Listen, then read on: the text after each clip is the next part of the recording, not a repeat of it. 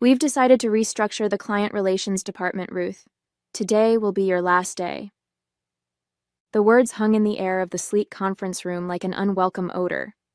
I stared at Dominic Hayes, the new managing partner who had joined Franklin and Associates just 8 months ago. His expression was practiced, a careful blend of corporate regret and detached professionalism. After 25 years? My voice remained steady despite the earthquake happening inside me. Business decisions aren't personal, he replied, sliding a manila folder across the polished table. HR has prepared a severance package, 2 months' salary and continuation of benefits through the end of the quarter. Janice from HR sat beside him, nodding sympathetically while avoiding eye contact. The necessary downsizing affects several departments, she added. This isn't a reflection on your performance. Wasn't it, though? At 58, I was the oldest employee in client relations. My salary was commensurate with my experience that had helped build Franklin and Associates from a scrappy legal consulting firm into an industry leader. Does Arthur know about this? I asked, referring to Arthur Franklin, the founding partner who had personally hired me 25 years ago. Dominic's jaw tightened. All partners were consulted on restructuring decisions. An obvious non-answer. Arthur had been in London for the past 3 weeks, negotiating our expansion into the European market. Best of luck in your future endeavors, Dominic concluded with a smile that never reached his eyes. Security will escort you to clear out your desk. Standard protocol. I'd helped write that protocol 12 years ago. My name is Ruth Pearson, and until 10 minutes ago, I was the Senior Director of Client Relations at Franklin and Associates, one of Boston's premier legal consulting firms. I'd devoted my career to building relationships with our clients, understanding their needs, anticipating their concerns, and ensuring they felt valued beyond the billable hours. In an industry where firms were often seen as interchangeable, I'd made sure our clients saw us as irreplaceable. Now I was being discarded like an outdated policy manual, with nothing but a manila folder and platitudes to show for a quarter-century of dedication. As the security guard hovered awkwardly by my desk, I methodically packed my personal items. Photos with clients at charity galas. Thank you notes from the Chambers family after we helped them navigate a complex corporate restructuring. The crystal paperweight Arthur had given me on my 20th work anniversary. My phone buzzed, a text from Catherine Winters, CEO of Winters Healthcare, our largest client. Ruth, heard troubling rumors about changes at F&A. Our quarterly review is next week. Call me ASAP. I looked up to see Dominic watching from his office, already on the phone, no doubt spinning damage control. What he didn't know, what none of them seemed to understand, was that client relationships couldn't be transferred in a memo or reassigned in a database. They were built on trust, consistency, and personal connection, and I had just been severed from 25 years' worth of those connections. I joined Franklin and Associates in 1998, when we occupied half a floor in a modest office building and had exactly 17 clients. Arthur Franklin was 42 then, bursting with ambition and determined to create a different kind of consulting firm, one where client satisfaction genuinely mattered more than billable hours. Numbers are the language of business, Ruth, he told me during my interview, but relationships are its heart. Anyone can crunch numbers. Not everyone can build trust. Over the years, I'd embodied that philosophy. While others chased promotions through high-profile projects and office politics, I focused on becoming indispensable to our clients. I remembered their children's names and college choices. I knew which clients wanted detailed technical explanations and which preferred big-picture summaries. I tracked company milestones, leadership changes, and strategic pivots so we could anticipate their needs rather than merely respond to them. You're the relationship architect, Arthur had said at my 20th anniversary celebration. You've built the foundation that supports everything we do. The firm had grown steadily under Arthur's leadership, but things began to change 2 years ago when we took on outside investors to fuel expansion.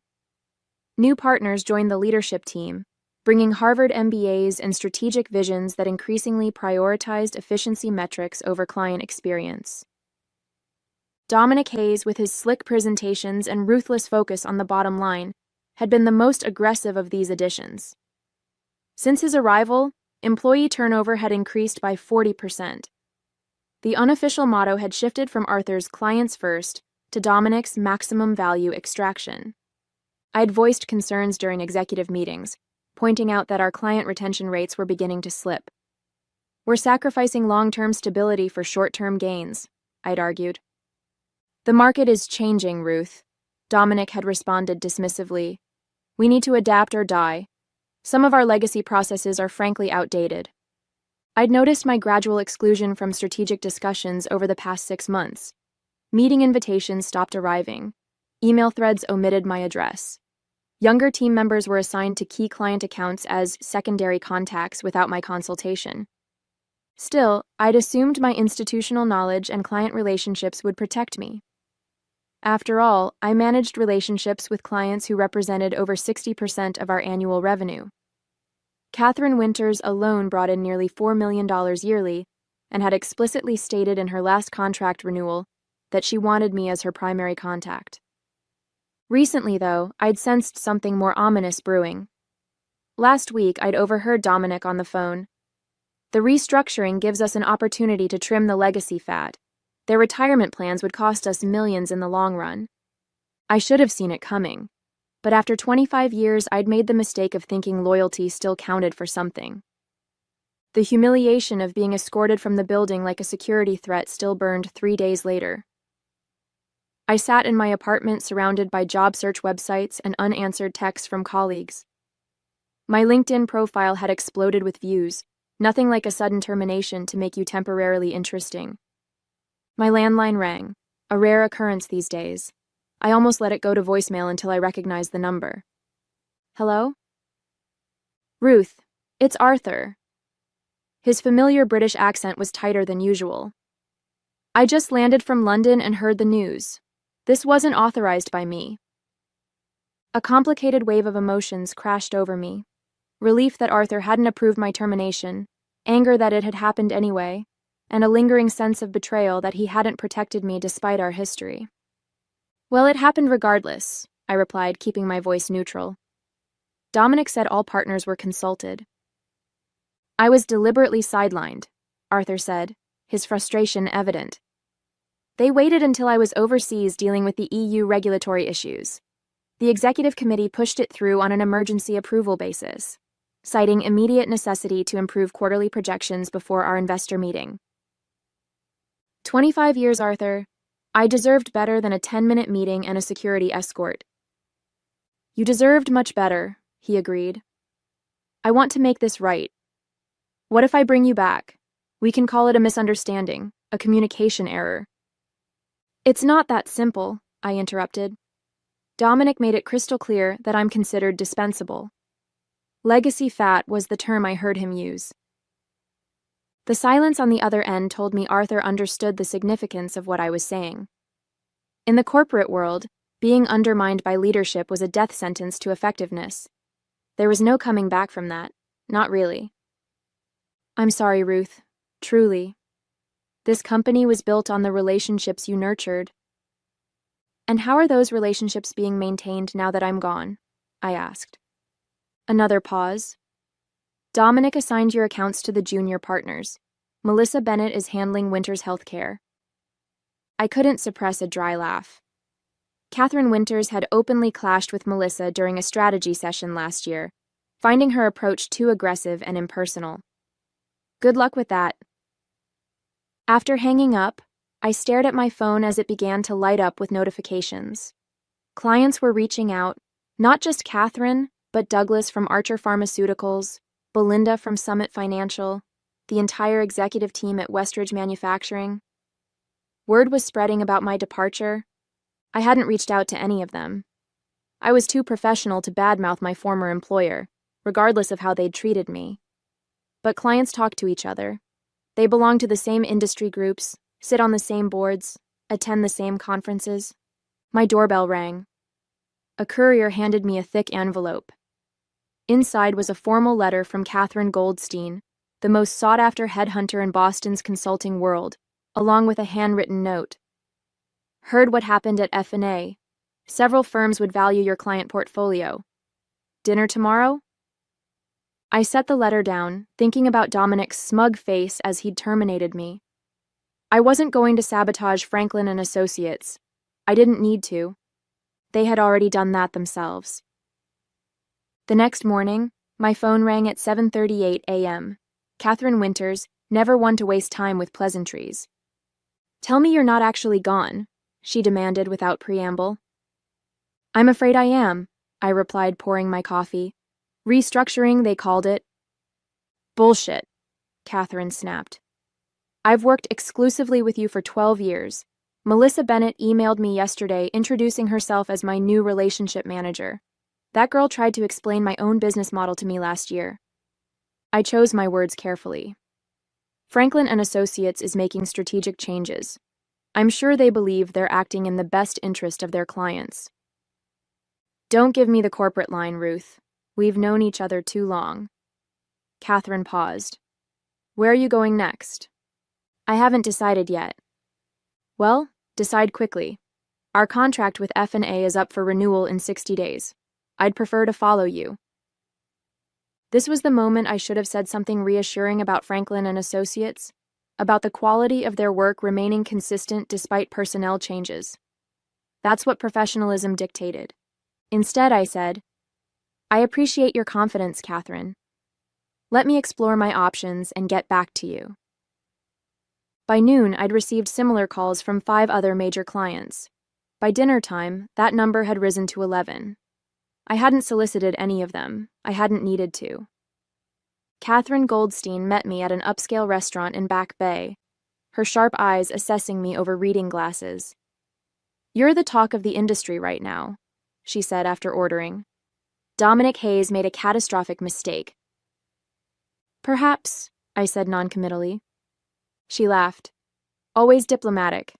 That's part of your appeal." She slid a folder across the table. "3 firms want to meet with you. 2 are creating a special position specifically to bring you and your client relationships on board." I glanced at the compensation figures and nearly choked on my water. They were offering almost double my previous salary. "They're not just paying for your expertise," Catherine explained, reading my expression. "They're paying for your little black book." The irony wasn't lost on me. After being discarded as too expensive by Franklin and Associates, I was now worth twice as much to their competitors. I wondered if Dominic had considered this possibility in his cost-cutting calculations. The next morning, Arthur called again. "I need to see you," he said, sounding uncharacteristically agitated. "Can you come to the office?" "I don't think that's appropriate, given the circumstances." "Then lunch, the Harvest, 1 p.m. Please, Ruth. Things are happening that you should know about." Curiosity got the better of me. At precisely 1 p.m., I walked into the Harvest to find Arthur already seated, looking haggard. "Thank you for coming," he said, relief evident in his voice. "I've been trying to fix this situation, but Dominic is blocking me at every turn. He's convinced the board that your termination was necessary for modernizing our approach." "And the clients?" I asked. "How are they responding to this modernization?" Arthur winced. "Not well. Catherine Winters has demanded a meeting with the entire executive team. Douglas from Archer is reviewing their options. 3 smaller clients have already given notice." I sipped my water, saying nothing. "Here's what I'm proposing," Arthur continued, leaning forward. "I create a new position, Chief Client Officer, reporting directly to me, bypassing Dominic entirely. Better compensation, more autonomy." It sounded perfect, exactly what I would have wanted a week ago. Too perfect. I studied Arthur's expression and saw something beyond concern. Fear. "What aren't you telling me, Arthur?" He hesitated, then sighed. "Dominic has a plan to push me into early retirement. He's been consolidating power, building alliances with the newer partners. If the client situation deteriorates further, he'll use it as leverage to force me out." So that was it. Arthur wasn't trying to save me. He was trying to save himself. I was simply the means to that end. "I'm sorry, Arthur, but I already have meetings scheduled with other firms. You understand? Business decisions aren't personal. The look on his face as I threw Dominic's words back at him almost made the whole ordeal worthwhile. Almost. Over the next week, I met with all 3 firms Catherine had recommended. Each meeting followed a similar pattern: effusive praise for my client relationship skills, thinly veiled questions about which clients might follow me, and increasingly generous compensation offers. I was leaning toward Blackwell Consulting, a mid-sized firm with values reminiscent of the original Franklin and Associates. Their offer included equity partnership, something I'd never been offered at F&A despite my contributions to the firm's growth. Meanwhile, the situation at Franklin and Associates was deteriorating faster than even I had anticipated. Industry blogs were reporting client unrest and leadership tensions. My former assistant, Thomas, texted me updates. Catherine Winters had indeed met with the executive team and left visibly angry. Douglas from Archer Pharmaceuticals had canceled their quarterly review. Even Westridge Manufacturing, a client known for their institutional loyalty, was rumored to be seeking proposals from competitors. Then came the call that changed everything. Ruth Pearson. I answered while reviewing Blackwell's offer letter. Ms. Pearson, this is Jeffrey Hammond from the Boston Business Journal. I sat up straighter. The BBJ was the Bible of Boston's corporate world. I'm working on a story about the recent leadership changes at Franklin and Associates and their impact on client relationships. Several sources have mentioned your name. Would you be willing to comment? This was dangerous territory. Anything I said could be construed as disparaging my former employer, potentially exposing me to legal action under the non-disparagement clause in my severance agreement. I'm not comfortable commenting on internal matters at Franklin and Associates, I replied carefully. Understandable, Hammond said. What about the fact that 7 major clients have already announced they're terminating their relationships with F&A? Industry insiders are suggesting this exodus is directly related to your departure. 7 clients? I'd only spoken directly with 15, and none had definitively stated they were leaving F&A. I can't speak to clients' business decisions, I said. Many factors go into selecting consulting partners. Of course. I could hear Hammond typing. One more question. Any comment on the letter signed by 26 of F&A's clients demanding Arthur Franklin replace Dominic Hayes as managing partner? I nearly dropped the phone. I have no knowledge of such a letter. After hanging up, I sat in stunned silence. 26 clients? An organized demand to replace Dominic? I hadn't orchestrated any of this. My phone buzzed with a text from Thomas. Emergency all-hands meeting called for tomorrow morning. Partners flying in from everywhere. Dominic looks like he's about to have a stroke. An hour later, Arthur called. Did you organize this client revolt? He demanded without preamble. I've done nothing, Arthur. I haven't solicited a single client. Then how do you explain this? He sounded desperate. 70% of our client base is threatening to leave. The board is in panic mode. Investors are demanding answers I don't have. Perhaps they value relationship continuity more than cost-cutting efficiency, I suggested. This isn't a joke, Ruth. 25 years of building this firm, and it could collapse in 25 days. There was a bitter satisfaction in hearing the panic in Arthur's voice, the same Arthur who had failed to protect me after 25 years of loyalty. What do you want from me, Arthur? Come back, he pleaded, not as chief client officer, as full equity partner. Help me stabilize the situation. Partner. The position I'd deserved for at least a decade, but had been repeatedly denied. And Dominic? Arthur's voice hardened. The board is meeting tonight. His future will be decided before tomorrow's all-hands meeting. I thought about the Blackwell offer in front of me. Partnership there would be comfortable, lucrative, and far less complicated than returning to F&A. But I'd built those client relationships over 25 years. They were, in many ways, my life's work. I need to think about it, I said finally. I'll give you my answer in the morning. Sleep eluded me that night. I paced my apartment, weighing my options while the digital clock ticked toward morning. Returning to Franklin and Associates would mean facing the colleagues who had watched my humiliating exit in silence. It would mean navigating the political aftermath of Dominic's apparent downfall, a downfall I hadn't engineered but would certainly be blamed for. The firm's culture had been deteriorating for years. One leadership change wouldn't fix that overnight. On the other hand, Blackwell offered a fresh start. New colleagues, new culture, new opportunities. The compensation and partnership were generous. I could bring willing clients with me and build something vibrant. By 6 a.m., I'd made my decision. I called Catherine Goldstein, knowing she'd be awake. "I'm going with Blackwell," I told her. "Smart choice," she replied. "I'll let them know. They'll be thrilled." "There's something else I need from them," I added, explaining my condition. Catherine listened, then laughed. "Ruthless, Ruth, I love it. I'll present it to them this morning." At 8:45 a.m., I walked into Franklin and Associates for the first time since my termination. The receptionist's eyes widened. "Ms. Pearson, are you here for the all-hands meeting?" "I am. Arthur is expecting me." The conference room was packed when I arrived. Partners who normally attended virtually had flown in from across the country. Junior staff crowded along the walls. Arthur stood at the front, flanked by board members. Dominic was conspicuously absent. A hush fell over the room as I entered. Arthur's relief was visible from across the room. "Thank you all for coming," he began.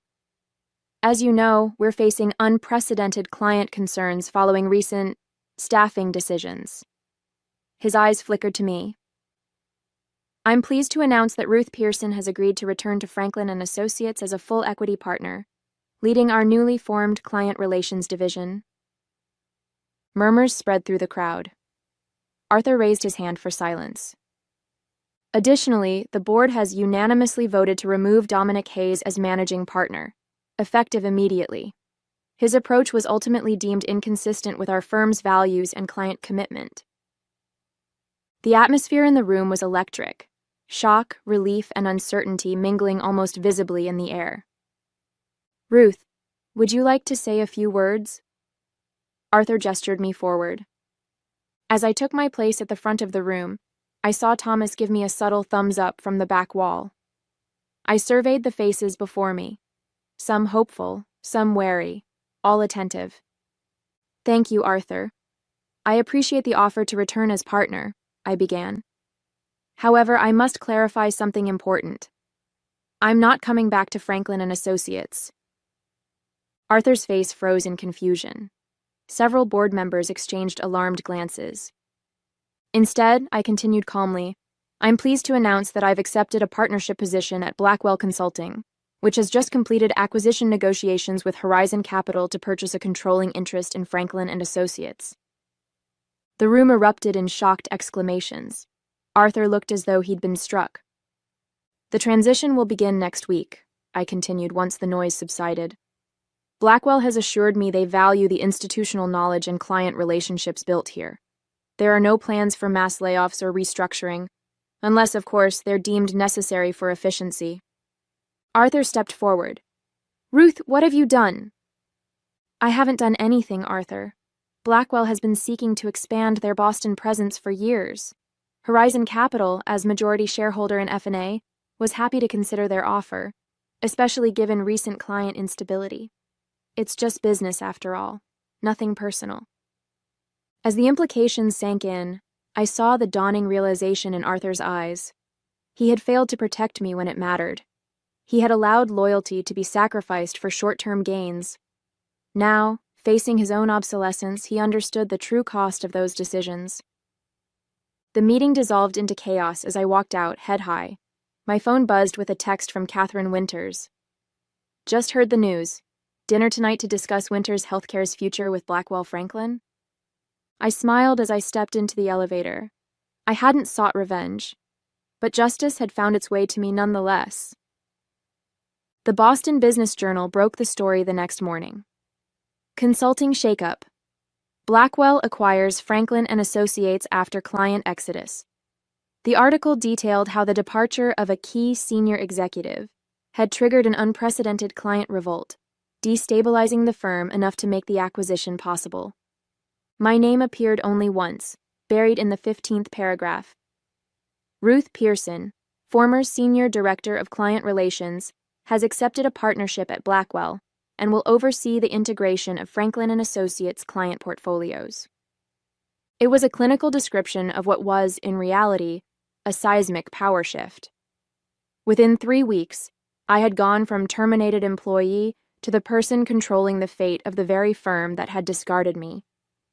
The integration planning began immediately. I worked from Blackwell's offices, reviewing organizational charts and client portfolios from both firms. Each day brought a parade of former Franklin colleagues to my door, some seeking reassurance about their positions, others suddenly remembering how they'd always respected my work, or disagreed with Dominic's decision. Arthur requested a meeting 1 week after the acquisition announcement. He'd aged a decade in 20 days. "You orchestrated this," he said as he sat across from me. Not a question, but an accusation. "No, Arthur. I simply recognized my own value even when you didn't." "Dominic was a symptom, not the cause," I interrupted. "You allowed the firm's culture to change. You prioritized growth over relationships. You forgot the principles you founded the company on. And now you control it all," he said bitterly. "Not control, Arthur. Influence. There's a difference, one you used to understand." I slid a document across the desk. "Blackwell is offering you a 3-year consulting position. Advisory only, no management responsibilities. It's generous, considering the circumstances." He stared at the paper, then at me. "And if I refuse, then you walk away with nothing but your ownership payout. Your choice." 6 months after the acquisition, Blackwell Franklin Consulting occupied 2 floors of a gleaming downtown tower. The integration had been smoother than anyone anticipated, partly because I'd insisted on retaining most of Franklin's staff, knowing their value even when others hadn't. Dominic had landed at a smaller firm, his reputation tarnished by the spectacular collapse he'd triggered. Arthur had accepted the consulting role, though our interactions remained strictly professional. The wound of betrayal, his failure to protect me after 25 years, would never fully heal. In my corner office, I reviewed the quarterly numbers with a satisfaction I'd never allowed myself to show publicly. Client retention through the transition had exceeded 95%. The 3 clients who'd left during the initial exodus had already returned. Our combined revenues were up 23% year over year. My assistant knocked and entered. "Ms. Winters is here for your lunch." Catherine strode in, elegant as always in a tailored suit. "Congratulations on the quarterly results.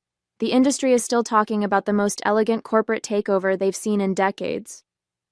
I smiled. "It wasn't a takeover. It was a market correction."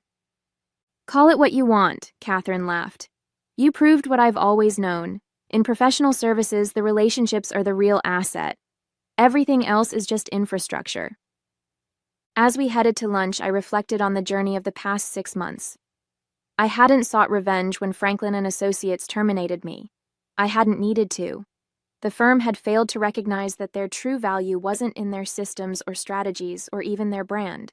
It was in the human connections that made clients feel understood, valued, and prioritized. By severing me without understanding what I represented, they had orchestrated their own downfall. And in doing so, they had inadvertently launched me into a position I'd earned through 25 years of dedication. Sometimes justice doesn't require action.